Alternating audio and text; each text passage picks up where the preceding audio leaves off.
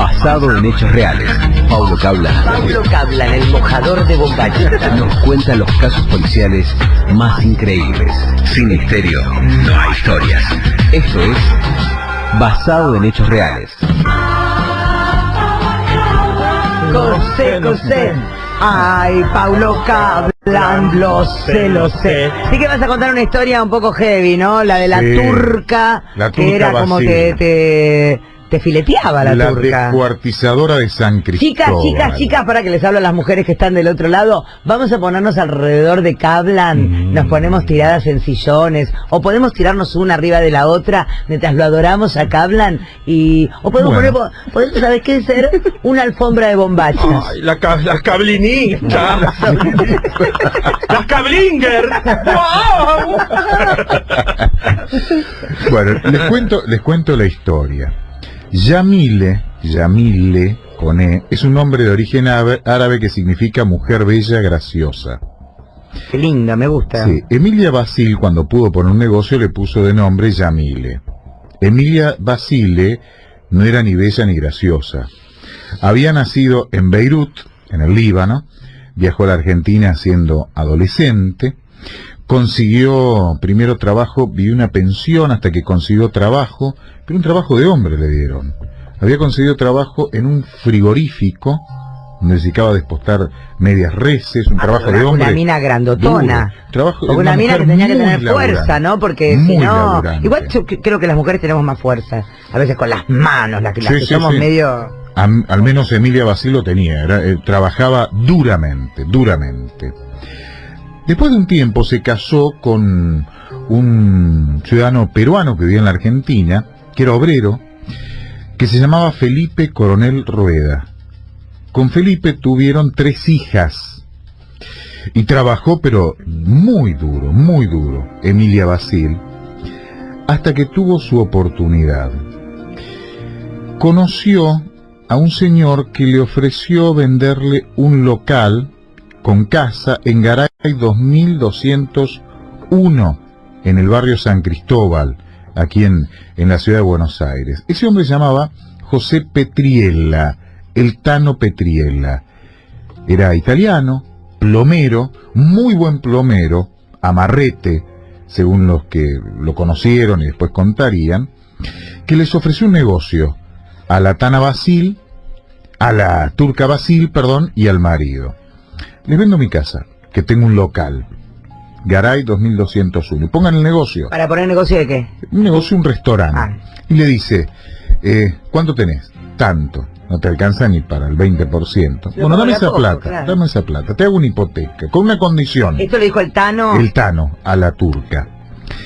Con una condición. Yo sigo viviendo en la casa, en una habitación al costado, hasta que termines de pagar la hipoteca. El tipo tenía casa gratis.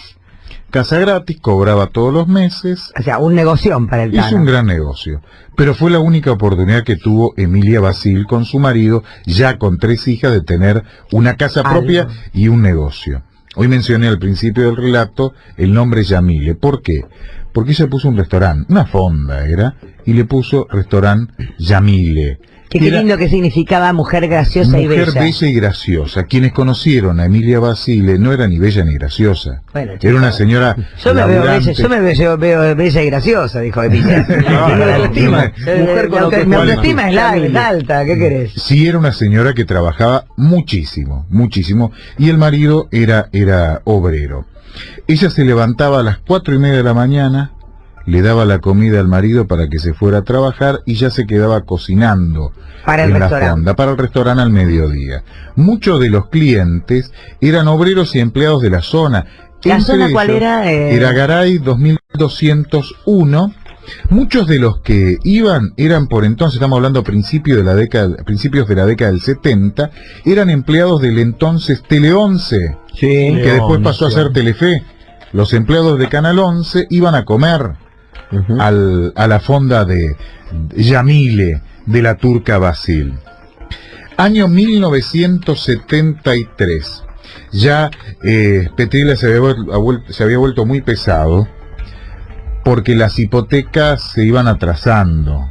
cada vez pagaba menos, Emilia, no le iba tan bien, pese a que trabajaba muchísimo.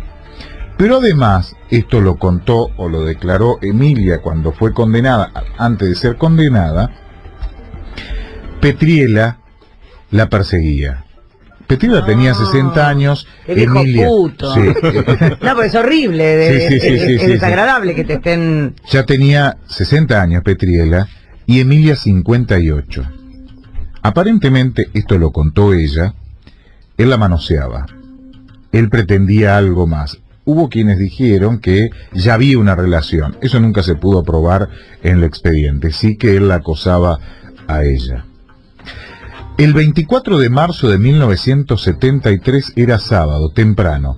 4:15 de la mañana se fue el marido de Emilia. Las nenas dormían, las chicas dormían. Emilia despidió al marido y se puso a cocinar, como siempre. Petriela, el Tano, se levantó temprano, según confesó Emilia, sí, la manoseó. Ella le había dicho no. Le dijo una vez, no, 2 veces. No es no, Petriela, no 3 entendés. veces, no. Él estaba sacado, seguía, la acosaba, se le tiraba encima. Lo que nunca se dio cuenta es que Emilia, que tenía mucha fuerza, había trabajado en un frigorífico, ya para entonces tenía un violín en la mano. Ah, bueno. Se lo enroscó en el cuello y tiró con fuerza. 1 minuto y medio, Petriela había muerto. Ella no sabía qué hacer. Lo primero que hizo, en un gran cajón... Sin saber qué hacer, supo bastante bien. Sí, claro. Esa madrugada... No, te dije que no. Del 24, lo metió en un gran cajón en la parte de atrás del restaurante y lo tapó con cajones de verduras al cuerpo. Y se puso a cocinar, trabajó, atendió a los clientes, les dio de comer, entre ellos a entonces empleados. 1973 de Tele 11, estaban los estudios ahí cerca. Al otro día, el 25, día domingo, empezó la faena, la segunda parte de la faena. No le dijo nunca nada a la familia. Sacó el cuerpo, lo despostó, lo descuartizó. Ella sabía cómo hacerlo. Pero no es lo mismo una vaca que un hombre. Supongo que no. Y empezó a cocinar el cuerpo para deshacerse del cuerpo. Por entonces, los Imagino medios... a Pipo Mancera esperando en el salón comedor Cuando, su minuta. sí, cuando se conoció el caso, se llegó a decir...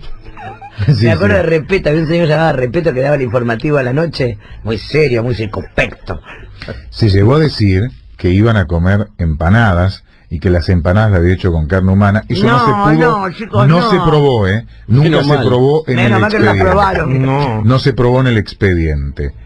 Lo que sí, ella cocinó los restos para deshacerse. 2 días después o 3 días después ya había una denuncia de averiguación de paradero de Petriela. Un hermano había denunciado, no aparece, pero era una ¿Y denuncia por de qué sabían? paradero. ¿Por qué tanto amor por Petriero? De golpe lo buscaban. Un hermano fue a verlo, no estaba, y lo denunció, pero quedó una denuncia de paradero y no más que eso. El día 25, año 1973, un poco más, 28 de marzo, había un cajón a metros del local de Emilia, con restos de frutas podridas para la basura. Ese día no pasó el recolector de residuos. Una vecina comentó, che, qué olor que tiene esto, y estaba una de las hijas de Emilia, y estaban medio sospechando un cajón con tanto olor. La hija fue y le dijo a Emilia, mamá, apareció un cajón ahí entre la basura y hay mucho olor, ¿qué hago? Llama a la policía, dijo ella. Ya los vecinos habían revuelto un poco la basura, se habían dado cuenta que era un torso humano No. y habían llamado a la policía. Ahora, ¿por qué no lo hizo todo? Qué tonto. Es difícil Digo, ¿por saberlo. qué nada más que el torso? ¿Por qué no fileteó ahí? Ahí, Perdón, ahí- te estoy comiendo. Sí, sí, ahí llegó. Y cuando Estoy llega, muerta de hambre. Cuando llega la policía, rápidamente relacionan la averiguación de paradero de Petriela con los restos que aparecieron en el cajón, le allanan la casa. En el fondo del restaurante, en una olla, envuelto en papel de diario, había más restos. Y rápidamente a Emilia la metieron presa, la detuvieron, y ella terminó confesando, pero rápidamente. Lo primero que dijo: ni mi marido, ni mis hijas Me saben encanta nada. una mujer que al pan pan y al vino vino y al muerto muerto. O sea, no demasiado complicada, ¿no? Directamente. El juez se llamaba Juan Carlos Liporaz, se le dijo: mi marido y mis hijas no tuvieron nada que ver, no sabían nada, fui sola. Y la metieron presa. Un juez que se llamaba Jorge Sandro la condenó a 10 años de prisión, pena que purgó en la cárcel de mujeres. Y se perdió la historia. Incluso perdió la casa, perdió el restaurante, perdió el marido, perdió las hijas, perdió todo.